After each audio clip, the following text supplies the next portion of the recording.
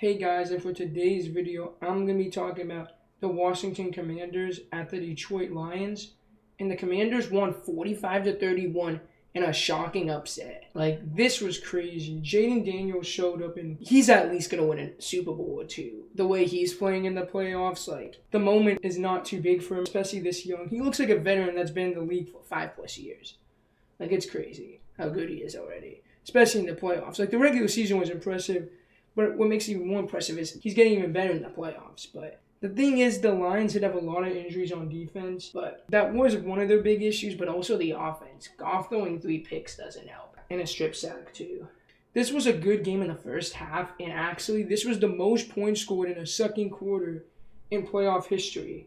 The worst game was definitely Chiefs-Texans, but that was still at least close. Let's go into the stats here. Okay, Jaden Daniels went 22 for 31, 299 yards, 2 touchdowns, and no picks. He played almost perfectly. The Commanders' offense converted like all these 4th downs. It's like they were playing just like kind of how the Lions were, just being aggressive, and it worked out.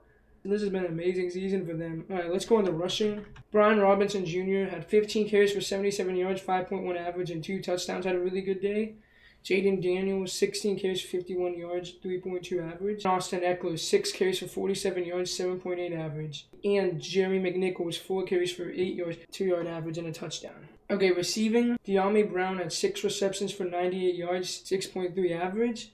Terry McLaurin had 4 receptions for 87 yards, 21.8 average, and a touchdown. De'Ami Brown and McLaurin had both really good days. Austin Ekeler had 4 receptions for 41 yards and with a 10.2 average.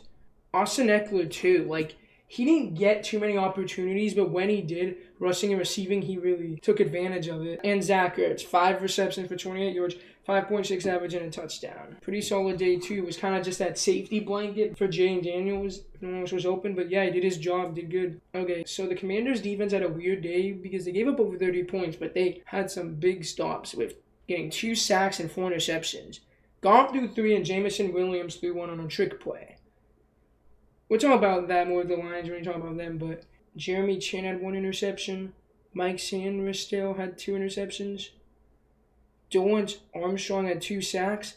And Quan Martin had an interception, which was a pick 6. No one had any kick returns or punt returns. So kicking, Zane Gonzalez went 1 for 2 on field goals, 50% with a long of 47 and 9 points.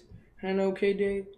And punting, Tress Way had 1 punt for 48 yards and 1 in the 20. Let's go on to the Lions. Jared Goff went 23 for 40, 313 yards, 1 touchdown, and 3 picks. He did not have the best of days at all. It's like he struggled. He's played solid like in the past. 1 bad playoff game. Like he's still a really good QB, so you're gonna have those off days.